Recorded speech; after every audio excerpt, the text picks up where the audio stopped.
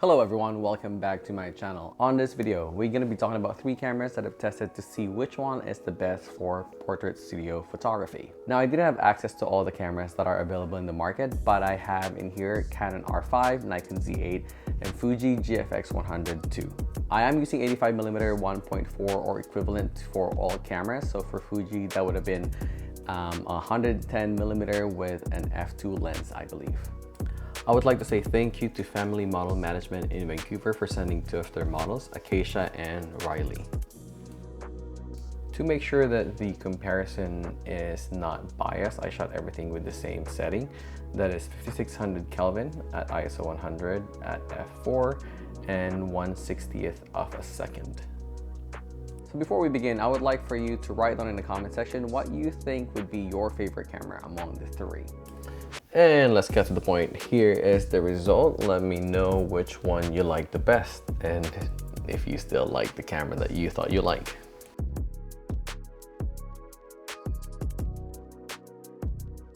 I want to interrupt this video to say thank you to Bow Photo Supplies.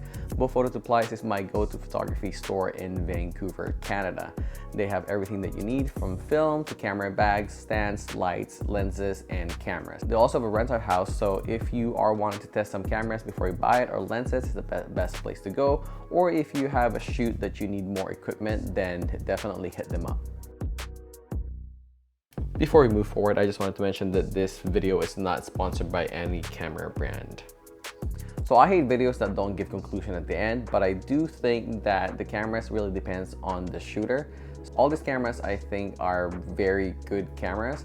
I personally prefer Nikon Z8 compared to the other 2 cameras because I like how Nikon pulls the undertone in the skin. I noticed that with Canon R5, I'm not really seeing the redness or the blueness in the undertone of the skin, and with Fuji, it's a little bit too much for me. That being said, again, I might be biased. I've been using Nikon for years since I started photography basically, so that's my take on this. Someone who might be processing or doing a lot of photos every single day, I think Canon R5 would be the best choice just because it eliminates a lot of the editing part. That being said, if you are very particular with colors like me, for example, who loves the simple detail that most people don't see, then I would definitely go for the Nikon Z8. And if you want a very detailed and a shallow depth of field, definitely go for the GFX 100 II. The depth of field is a little bit nicer and creamier for this one because of the bigger sensor. I'm so sorry for all the Sony users. I didn't get a chance to do a camera comparison test with the Sony as I didn't have access to it at the time. Thank you so much for watching this video. If you have any questions, feel free to put it down in the comment below.